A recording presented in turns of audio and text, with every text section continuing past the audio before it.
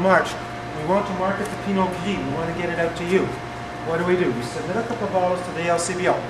We're looking for VQA approval, which lets you know it's 100% grown and vinified here in Ontario. All right? So when you get to the LCBO from time to time, you see that rather nebulous banner saying cellared in Canada, you should know what that means. You can have up to 70% foreign content in that bottle that was shipped in either from the New World or from Italy, France. It was bottled here. It does not have the VQA logo on it, which lets you know it's locally grown and vinified. All right? So go for that. If you want to help us, not just us, but the other viticultural regions in Ontario, go local. The LCBO has helped us immeasurably in the last 3 weeks with the Go Local program. This is Pinot Noir country. Pinot reigns king here. We have the same soil composition you're going to find Burgundy, clay or loam over limestone. So there really is a discernible minerality to some of our wines. Perfect example which you have in your glass.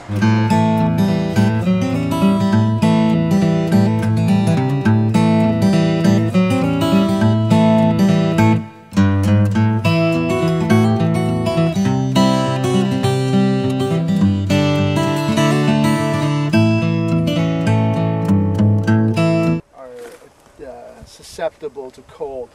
So at 22 minus, the fruiting buds will die and the plant will die at about minus 30, but the fruiting buds will die at about minus 22.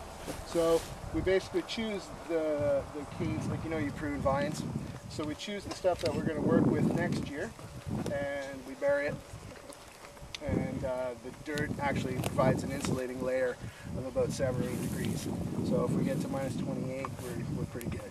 We can still manage to make some wine. And you have a bud shot here and there. It's never going to be beautiful like Niagara. We also grow everything very, very low to the ground, which means it's a pack-breaking labor actually. But it was all worth it because land prices here are about a 16th of what they are in Niagara. And I was saying to the group this morning that if you do the math on a vineyard in Niagara and you go and you buy this land and it's $15,000 an acre, it's 22 years before you'll turn, before you have positive cash flow, never mind turning a profit. So the summer here is beautiful for early ripening varieties like Pinot Noir, Chardonnay, Pinot Gris, Riesling. 12,000 tons of unsold grapes that are just going to get cut to the ground, and growers who have been growing grapes for hundreds and hundreds of years, or hundreds, let's say the industry started in the 70s, so 30 years they've been growing grapes, and now their fruit is not sold. And a lot of that problem is, and I'm not standing on a soapbox by any stretch, but a lot of that problem has to do with the fact that there is a program now. If you have a winery license pre-1983, or it might be 85, you're allowed to import as much international fruit and grapes and wine as you want.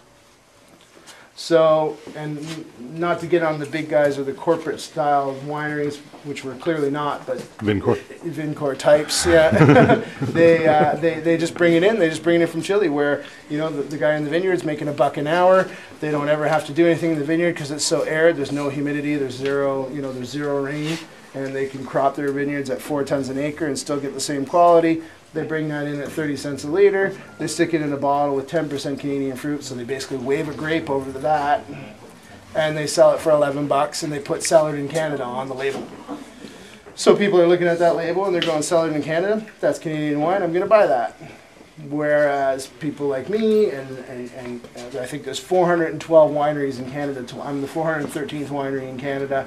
I suspect that probably about 200 of them are grape wineries as opposed to fruit wineries and cideries and all the rest. Are trying our best to grow fruit on our own soils and buy from other local growers to make our wines. And we're just being cut out of the marketplace in a sense because we can't compete $11. I can't do a bottle of wine here for less. This wine here is $17. I cannot do it for less than $17. So at $17, it's a lost leader. It's almost like lamb. I mean, there's a bigger problem with Ontario wine and people's perception of Ontario wine. And so while the sommelier loves it, because the sommelier, generally speaking, is a pretty educated person, knows what a good wine is, likes good wine, and wants to buy my wine because he or she likes it. It gets on the list, and it sits there. and just sits and sits and sits. And I'm not complaining. I'm grateful for the listings I've got, actually. But it's the customer on the other side still thinks that we're in the 70s, and we haven't evolved. We haven't learned how to grow grapes. We haven't learned how to make good wine, and they still believe that it's the Ontario wine of Brights and Baby Duck and all the rest.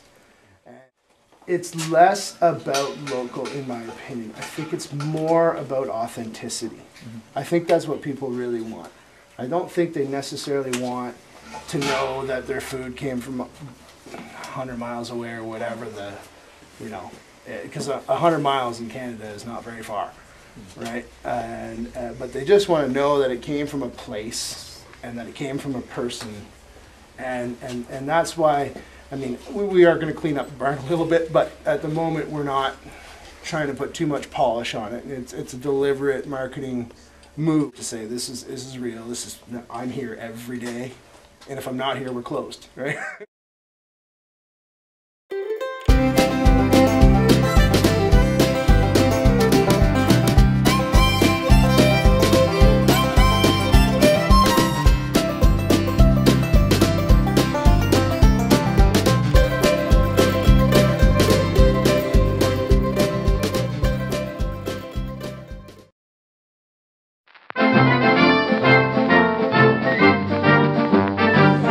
What's happening, bud? Huh? Hold on. Huh? Huh? What? What is it? Nothing. We'll have a camera watching another camera. Nice. Do you see people? Yes, I do. Yo, Corey, you're on camera on 2 cameras. The camera and the camera. I don't think Corey's spitting. That's not good. Don't worry, I haven't spit either. Here, I'll do a freaky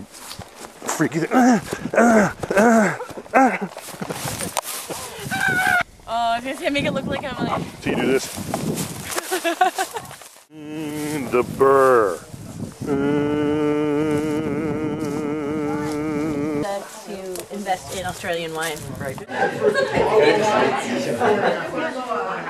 planted